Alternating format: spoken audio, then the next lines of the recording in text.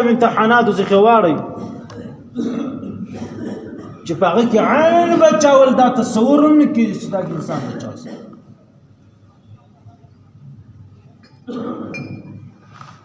تیر جمعو کې واقعه شروع د حضرت ابراهیم علیه السلام.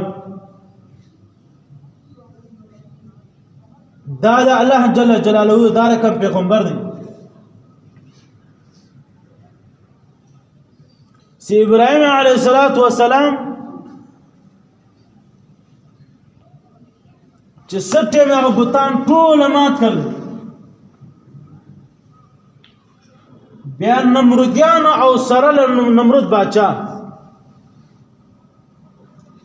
متفق پر دې خبره باندې اتفاق وکړي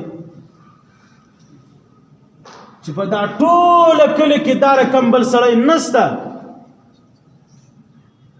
چې هغه زموږ د معبودانو